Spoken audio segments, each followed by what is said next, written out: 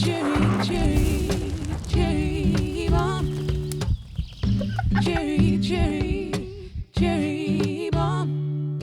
to Cherry Bomb, everybody. Today we were originally planning to talk about relationships in times of the Rona, but it's cray-cray right now. And we started trying to talk about that, and we couldn't. And so we're talking about the unrest and our interrelatedness as people right now in the middle of all of this. I am Dalila Ali Raja. I'm Gloria Bigelow. I'm Nikki Caster. I'm Tatum Druck, and we also have with us our producer, Bethany Landing. Hi. visiting with you guys on screen, on Zoom today. I'm using it now that we're not recording on anymore. Yeah. Oh, y'all, I'm tired. Did you sleep last night? Not much, and for the couple nights before, I was like crying myself to sleep some nights, and I woke up crying. I mean, I'm exhausted for a lot of reasons. Also, like the reporter that was arrested for CNN is the nephew of one of my oldest friends. I have a Black trans boy that's walking around in the world. It's the laundry list, and I'm seeing a lot of allyship show up, but I'm also seeing a lot of people say some crazy shit. People who are like friends that have been friends for years that are saying stuff that is just so fucking tone deaf and just not listening, that it's like, this is not the time. Yeah, one of the things you said about the allyship, that has been what I've chosen to recently focus on. Because there are a lot of people who are focusing on all the other things, and I think you need to be able to have like that energy going as well, and then I think you have to have other energies going as well. So what I've chosen to do is to like look at allyship and to see in my life who is showing up in that way, and to like amplify that so that maybe other people can know that they have permission to also show up in that way. But I feel you on the lack of sleep. Last night was the first night that I really slept well, and I don't want to say it's because of tequila, but I sense that it may be. Cheers. Allyship is, I was thinking, talking about this with several people, obviously, over the last few days, and just watching the news and the riots and everything. And I think that a lot of people, it's such a layered topic, and obviously, you know, all the white people in your lives are also trying to be your allies and trying to come to the forefront and have something to say about it without saying the wrong thing, you know. And I think that that's what we all want to support, and yet we don't want to say the wrong thing. And I know I have a lot of people in my life too that are without meaning to, are kind of like, oh, this isn't going to help the cause, you know. And you're like, but wait, hold on, because as we know, the biggest changes in the history of humanity, let's just say, not just in every case, the biggest changes have come from this kind of a situation. And it's never good, obviously. We don't want it mean to do all this, but at the same time, everything that changes forward, brings us forward, comes from this kind of activity, right? It does, it percolates to create a shift, because it brings awareness to the inequality and unjust. It's not normal and it's not okay. And so I really feel like I agree with Glow, like as far as the focus, to have the duality and address the present, and also how can we go forward with the resolve to truly be not only an example, but I think that it's really stemming from the leadership that we have. Is the slurs are so normalized, and it's not normal, it's not okay, it's not equal, it's not loving, it's really gross. Innocent, that's the uproar, is like the leadership and you know the system. It's the system that is not okay. And so it's like, how can we go forward focusing on being really creating change together. Yeah. I'm glad that you said that it was the system, Nikki, because I think that's one of the things that folks don't necessarily know is like part of the problem, right? Like we know that like, you know, that whatever's at the top in you know, the big yam in the White House is a problem. Like we know that, but that's one person. Yeah. Under that, there are all of these systems that have to be dismantled. Yes. I'm not like a big dismantler, like as a person, you know, like that's not my personality. I'm not like burn the shit up, but you know, I feel like, oh, we have to actually get in there with some rigor behind it. We do. And like get to dismantling. We do. Yeah. I'm sorry, Tatum, you were about to say something. I mean, yeah, very much along the same lines. Like you can see how the subtle like gets to the absolutely barbarically gross. You know, that spectrum of murder to this subtle, oh well, you know, they're diminishing their cause. I can't hear anything after a window's been broken. You know, like actually, I mean, but and these are women, and they're gay women, you know. And so I went to I felt so grown up. I went to a talk at the National Archive about the suffragettes. It was like on a Thursday afternoon, and for absolutely no good reason, I was like, yes, I'm gonna go. And they brought out like documents, and what I hadn't realized was just how unorganized they were. Like literally, like they didn't go and break windows of a targeted place. They just went around breaking anybody's windows. And I remember thinking, oh, a lot of people at the time with the suffragettes in the UK were saying the exact same things, like, oh, you know, their cause and everything else. But actually, and, you know, and my surprise was, you know, women were saying it and gay women were saying it, because actually all the rights that you've gotten came from riots and bloody windows and a lot worse getting broken. You know, like, how did you think things were going to change? But I think it's that they don't even know that they're racist, but the racism is like coming out of their mouths. Yeah, I used to call that like accidental racists. Like but the thing is, at this point, you have the internet and you have all kinds of other white people writing things to help people understand. There's 20 million think pieces. There are books. There are literally resource list after resource list. If you're ignorant right now, it's because you didn't look for a resource to learn something. Like you have the option to read the same things and to learn the things, not to ask me how to do it, like fucking look it up.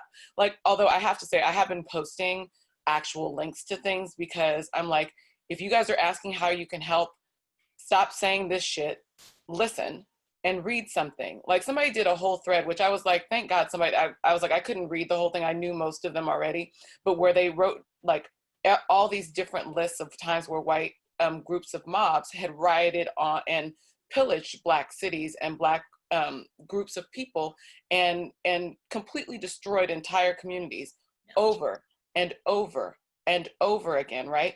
And it's like the thread is insanely long and it's only a fraction of the things that have actually happened.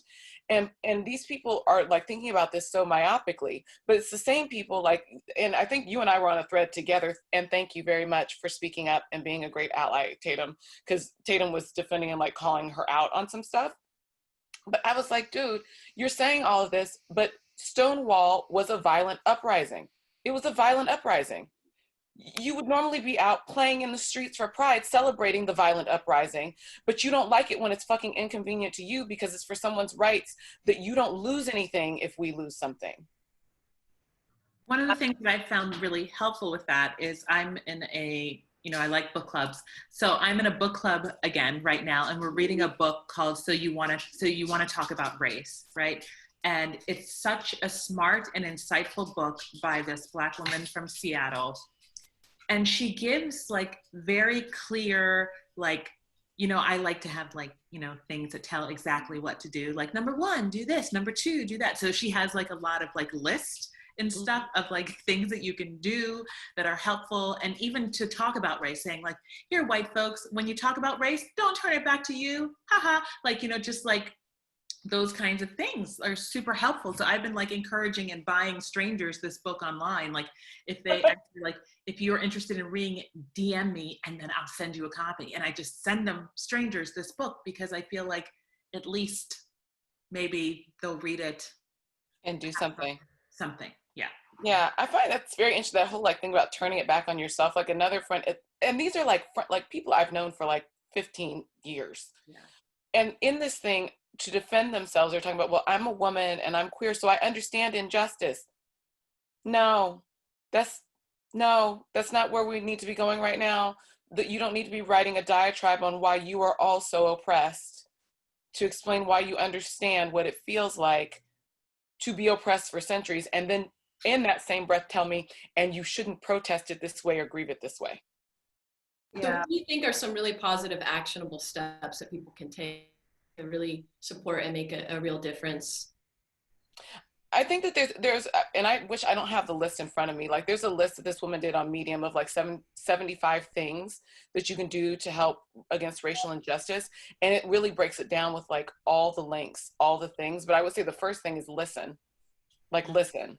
Don't tell people how to grieve. Like if you're watching something and it doesn't make sense, start doing research and listen. Mm-hmm. So with that, because I'm obsessed with this book, so you want to talk about race, one of the things, the activities that she has you do in it is to like look at all of your privilege, right? So some people may say like, I'm a gay Black woman, what privilege do I have? And I'm like, but I looked at my, Dalila's looking like, but I looked at the privilege. I was like, oh, I came from like upper middle class family. Oh, I was able to go to school and educated. Oh, my parents paid for my school. So all of these things are privileges that I have. And she's like, so once you make your list of privilege, you look on the opposite side of that, of people who don't benefit from your same privilege, and that's where you can start to do work. Yeah. That's blown. Yeah, me and my wife have been working on the project for like the last 2 years. We actually have some cool photos. Maybe I'll post on the page of Glow for this that are exactly that, talking about perspective and privilege, and talking about ways that we can utilize the ways that we're privileged to help support and be allies to people that aren't privileged in the same way. Like it's literally the whole purpose of the project. But I think most people don't know how to look at it that way. And not to say that like we shouldn't, because I think that we should look at our privilege and do all of those things. In this particular case though, this is like dealing with the systemic stuff is a powder keg of things that we need to talk about at a different kind of level, like to really, really looking at it.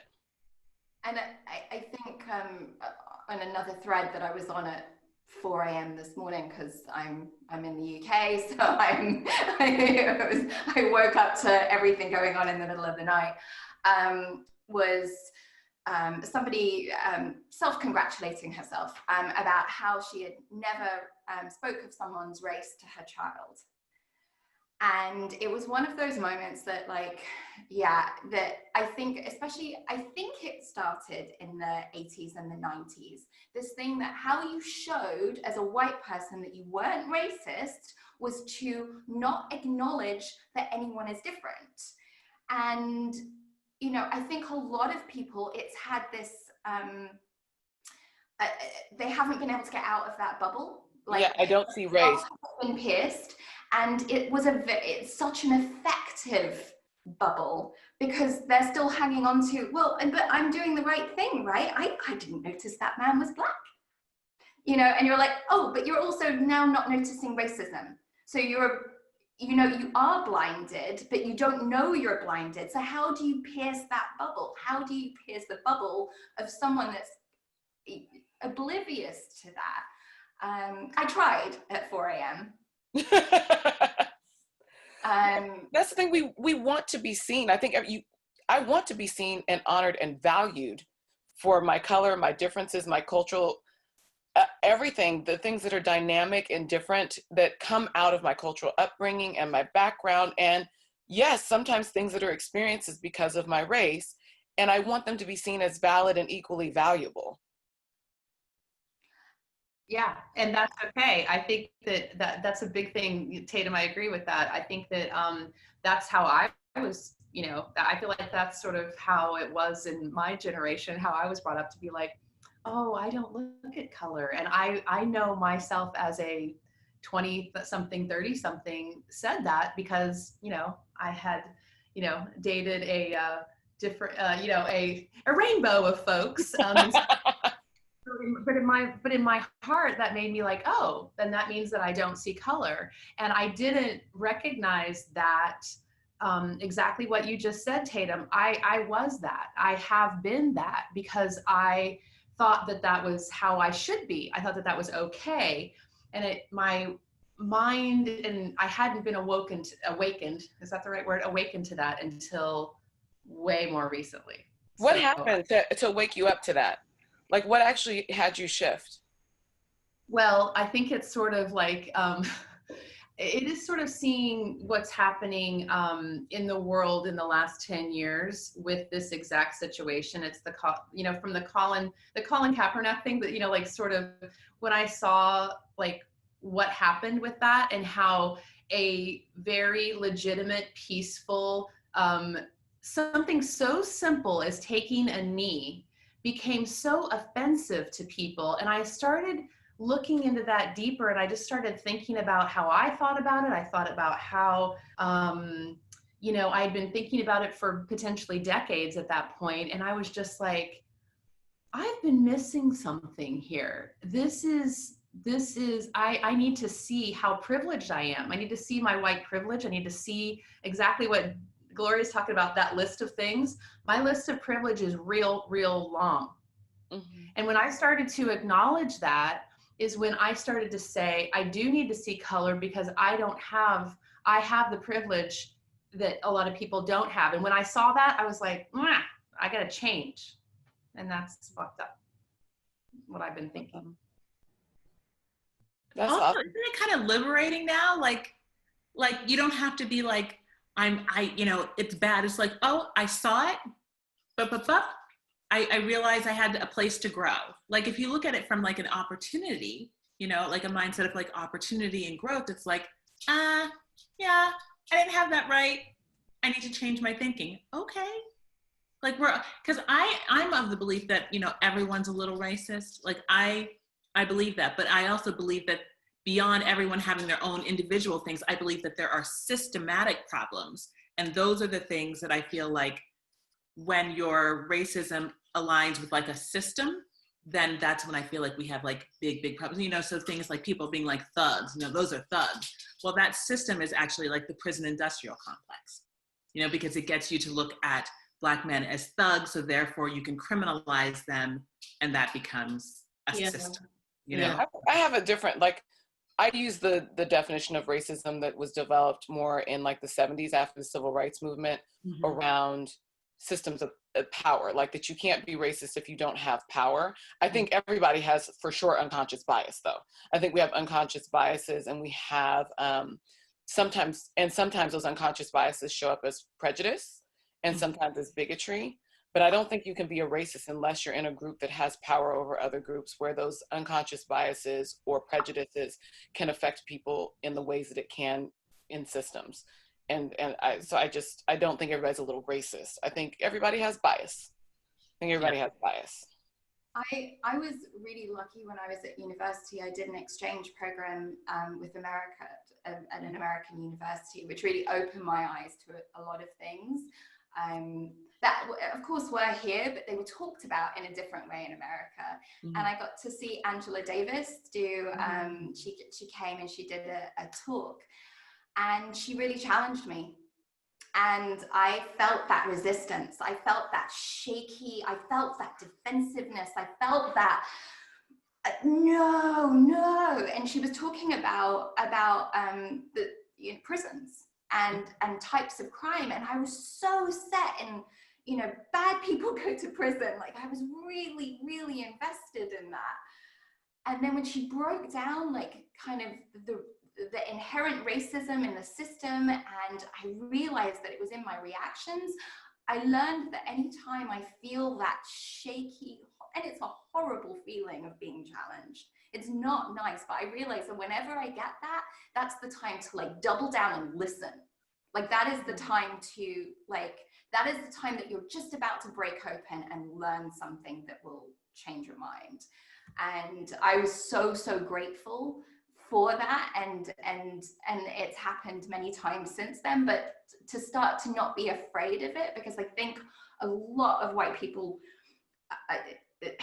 they ignore it because one, they can, right, which is shit, it's not right, and two, like, because they feel that they might say something wrong, that am I qualified to say something? Am I co-opting the experience if I say something? What is my place here? And yeah, so it's a minefield, but it has to go forward. Yeah, I think that there are a lot of white people that don't know better, that are learning, and I think also that there are people that got ripped open very young, coming out of in childhood. Like I've always seen color. I've never denied not seeing color, but I also grew up on food stamps, and my dad in and out of 100 mental hospitals and prisons, and being in the local paper, like almost killing people like that we knew, and like going to prison all the time, and like, so, and what I learned is to respect everyone, and status matters, right? Status matters. And I am not Black, but I have also, I've dated Black people, I've dated all races and all colors, and like at the core of it is our heart and humanity of being like loving and respectful and kind. And so I don't know, I don't ever feel like, I agree, I have my privileges, and I've also like came out of the womb not being seen, heard, or valued, and it's not a spin on talking about yourself. It's just like my lens has never been like, I came from this, I got that, and so I expect that, and you know what I mean? It's the way that we treat people. I feel like it's the way that we treat people, and like, how can we come together to go forward? Because I get it, like we can expose where we're learning when we're all growing and learning, but I still think like, where can we come together and go forward while the system has to be changed by white people who have the privilege. So like it's not like the way we go forward is by voting together and going together to vote, right? To make a difference on the system, like coming together to vote, to go. I mean, that's part of it, but it has to go beyond that.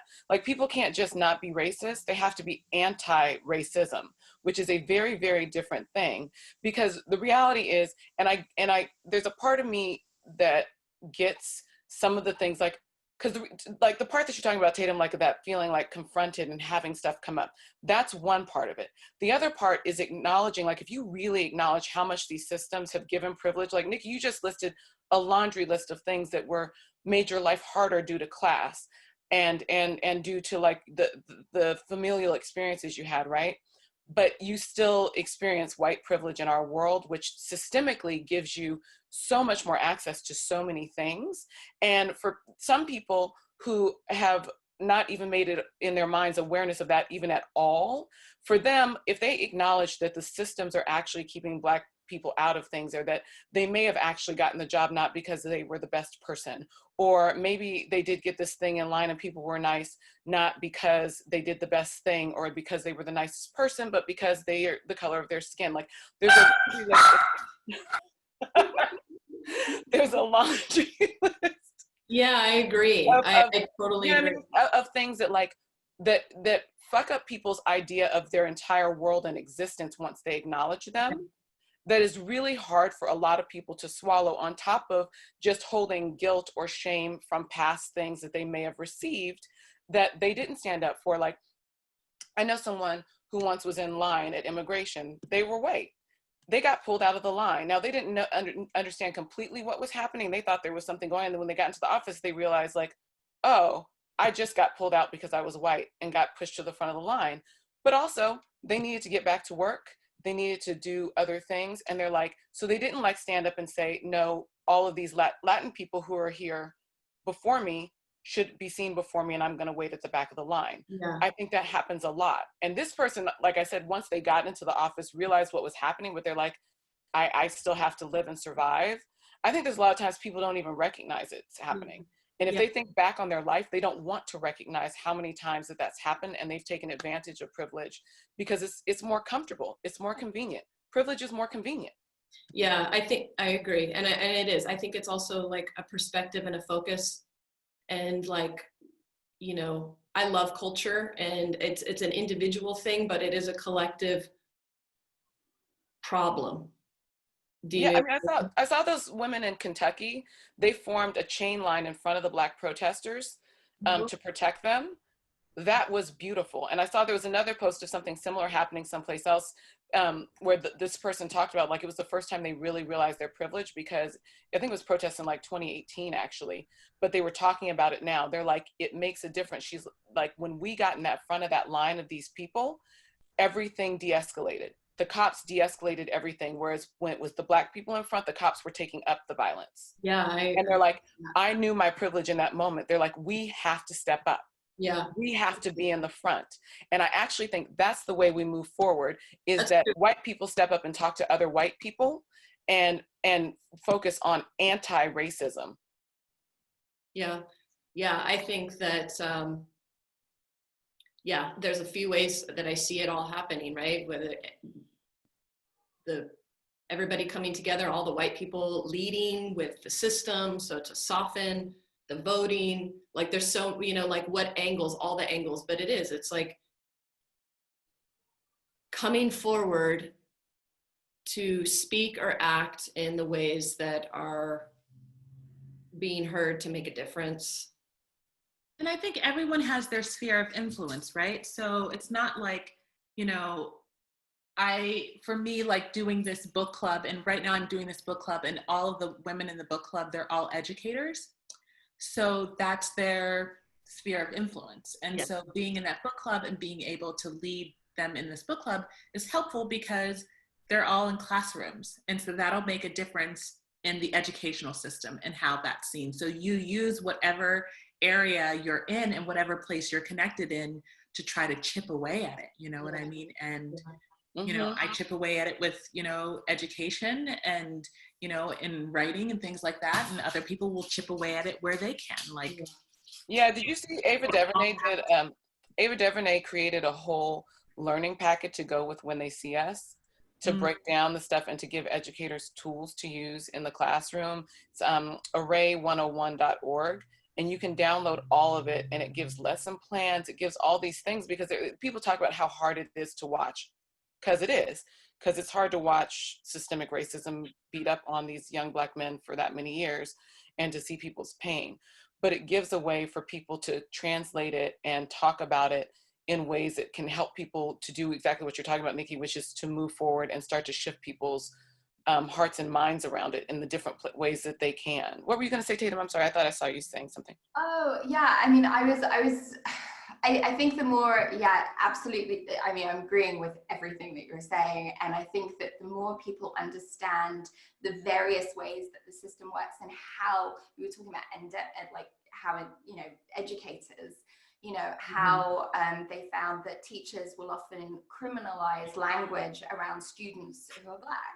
So you've got, you know, a 7-year-old student that's doing the exact same as a white student, but the language is already there. And then, you know, nurses in hospitals not seeing Black children as having the pain threshold. It starts so early. It starts, you know, with, you know, a Black baby in a hospital and a nurse, and it starts in the classroom, and it starts in our media, and it starts in all these different places. And yeah, finding your sphere of influence and not letting things like pass by unchallenged. I mean, I did, you know, sometimes like feel like when you do something little, like, is it enough? Like, you know, I saw some police around a guy sitting on a bench, because technically at this particular point in the lockdown, you weren't supposed to sit on a bench. And so I sort of hovered for a second, because I knew there was a big group of white people over the way, and I was like, if they harass him, I'm totally gonna, you know, point them in the other direction. Because yeah, like, what and why is there like several of you around one older gentleman turned out he was in his mid-70s and he just needed to sit down, you know. And but you think like there's a lot of second guessing, like when do you step in, when do you say something, do you make it worse, do you you know. But yeah, like, but ultimately the goal is that you want to be anti-racist, not just. Yeah, I think if you can just, if you can just check in with yourself, do you want a better world? Do you want to live in a better world? Then do you have that openness to come together? Like come together, figure out the ways to come together.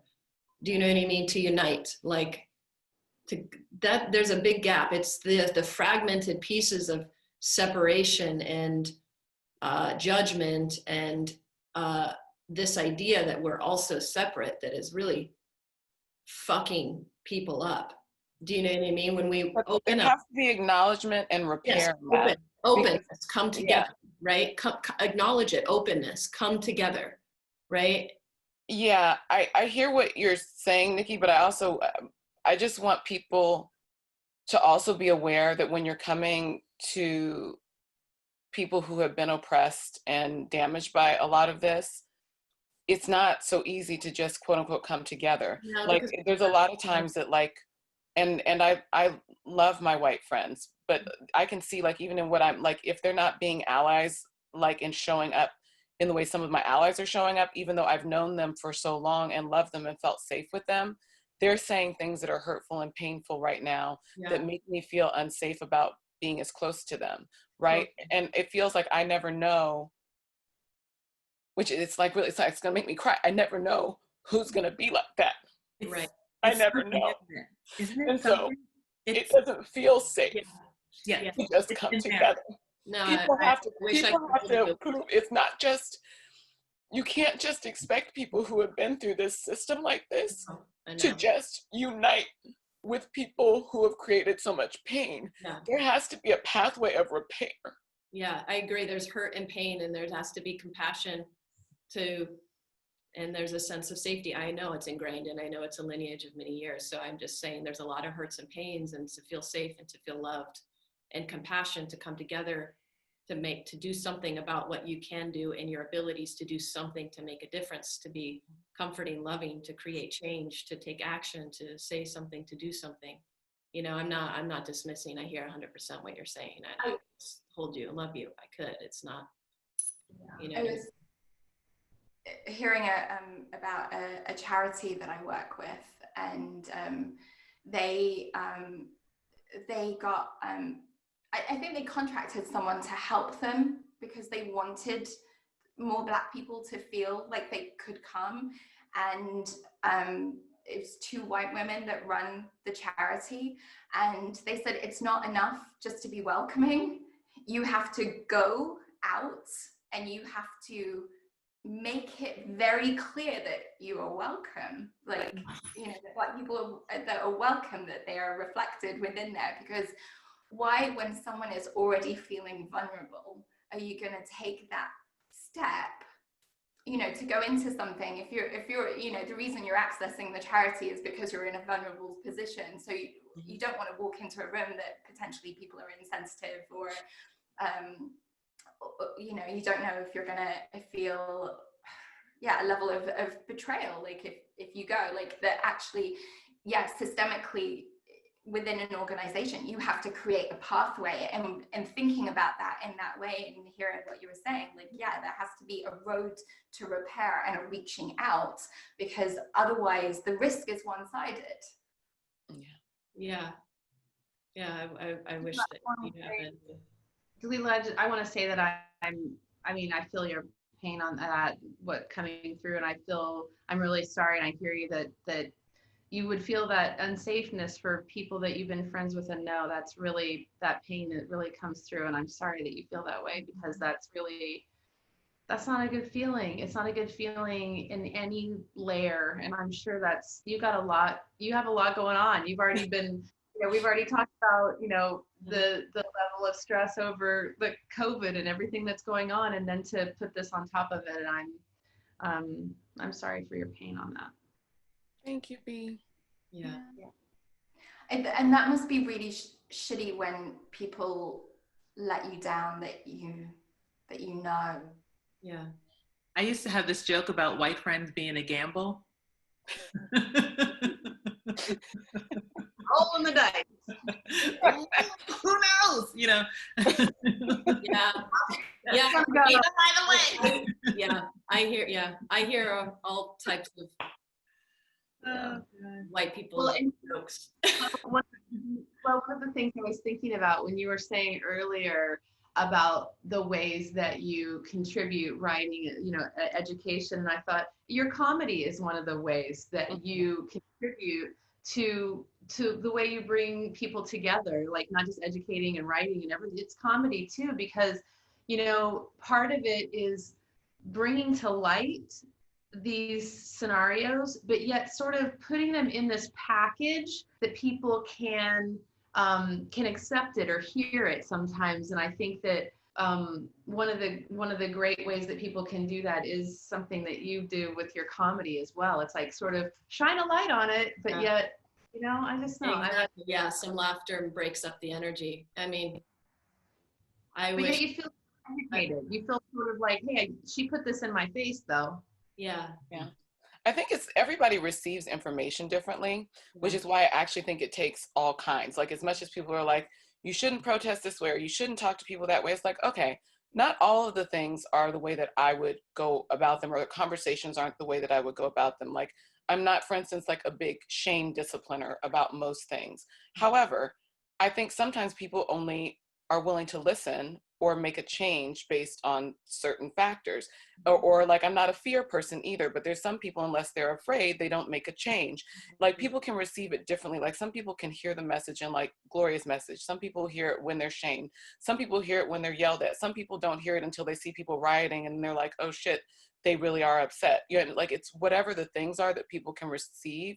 And I also think it's like, like how you were talking about, is it enough, Tatum? I think whatever you're capable of is enough, and to keep trying to move through that and realize what those things are, and know that all of it creates ripples. And that people, like the realization that you had, Beth, for instance, like people who haven't had that realization yet, if you share about your realization, they're more likely to understand and come to a different way to see it because they heard you talk about it than they could if I tried to explain it, because you went through the journey to see it. Do you know what I'm saying? Like, each of us has our own journey and way of moving through the world, and it takes all times. It takes the Martins and the Malcolms. I think that's takes everybody. Yeah. Well, and just one little thing I was going to say too, in talking about there's so many places to start. There's not just one. There's a million places to start. But my experience that I had, so I worked as a producer on several shows with cops in many different cities across America. And, many of the things I took away is that, not all cops are the same. But in a handful, if I had 25 in an episode that I was working with, maybe 3 or 4 were the ones that you could really say, these guys are probably not going to be in that position with a knee on George Floyd's neck. But the rest of them could be. Yeah. And that's not a great average in terms of numbers, right? And, I feel like a big thing that has to happen in terms of training and the way that they're conditioned is there's a mob mentality in the writing and how everything goes that direction. You're following a group and you're doing whatever. The same thing sort of happens within a group of cops, right? So they're grouped together, and there's kind of a cool factor. Are we all going to get together and be cool with this guy? And we're going to, I'm saying guy. Let's just use men for the most part in this scenario of whoever they're arresting. Are we going to be cool with this guy? Are we going to bring down the situation, de-escalate it? Are we going to talk nice? Are we going to make this person feel better, feel understood, feel heard, and feel like a human? Or are we feeling rowdy? Are we going to rile this up? Are we going to wear our power hat? Are we going to wear our, we're the cops, we're in charge, and we're going to make this go down a totally different way? And that mob mentality within a small group of cops is still that mentality. If you're the one that says, I want to de-escalate, but yet everybody else wants to escalate, you don't want to be that person, because you get back to home base. Target, yeah.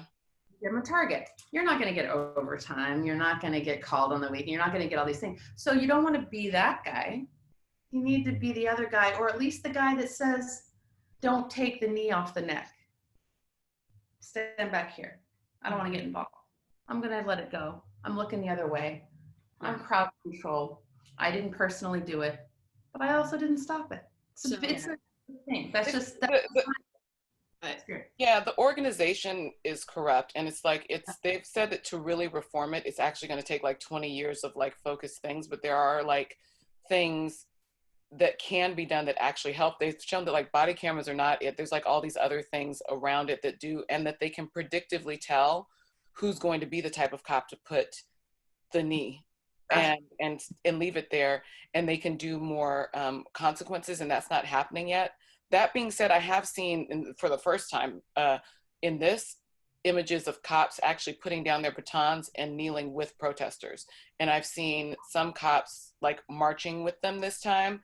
I've seen a lot more of the other in this, but I've seen at least a few. And in none of these other protests in the past have I seen them marching with people. Even if they weren't acting badly, they weren't like putting down their gear and walking with people. And now there's some of the cops, I think, that are getting so fed up, they're like, we're not doing this. Right.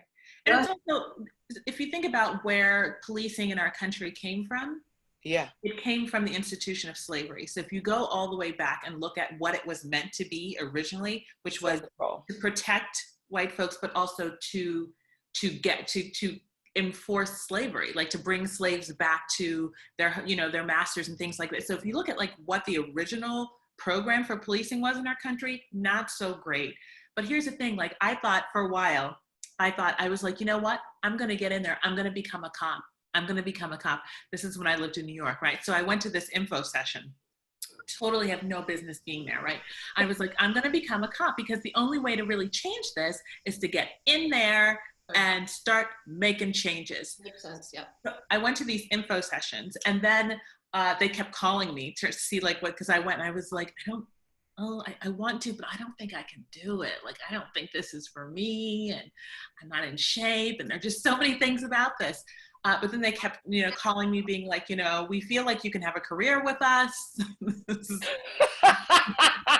Private Benjamin. I mean, can you imagine? Yeah, but I do wonder sometimes, like, do we need to go to high schools and find, kids of color and find women and say, you know what I mean? Like, this could be an opportunity for you to get in, and, like they recruit for the military and things like that. This could be an opportunity for you to get in to make a difference. And we have seen that when you police in the communities that you live, you're policed differently. Yeah. Than when people from the outside come in to police, Yeah, I 100% agree. And I agree with Bethany too about the conditioning, because it is easy to see and weed out people that are just violent and gross with their power, because there are so many people that want to get in. There's no shortage of people wanting to become a cop. Mm-hmm. Do you know what I mean? And it's easy to see if they have strikes or if they have bullshit up against them, to get them out, to start clearing out the shit. But they don't do that. They negotiate in their contracts and expunge the records of their past deeds, and then they keep going forward and getting promoted, and then another incident happens and it comes back up. Like the cop with George Floyd had killed another Native American man in the past, and Klobuchar decided not to prosecute him, and he went back into the force. Yes, no, I saw that, and that's what I'm saying. It's like, there's warnings everywhere. Have them punished, have them out. And all I'm saying is I agree with you. The system, the conditioning, the way that they're able, like, getting away with it and just having it, like, act like nothing's happening when it's it's got to be a shuffle. It's embarrassing, and it's not okay. And that's where you can also start making changes. Like, you've done all these things, you know, but you've had no repercussions. You've never gotten in trouble for them. And you're normalizing that it's okay. So do you know what I mean? That's a problem. I think it's the amount of prongs of the system that like this web that not only protects you know, each other. Yes, but also elevates them. So I think it's like looking at like what we think of when we think of a leader. You know, we actually elevate narcissistic, sociopathic traits, and we go, that person. But someone that takes a second to pause, someone that, you know, furrows their brow for a second, someone who's quite considered, we often go, oh, maybe they don't really know what they're doing.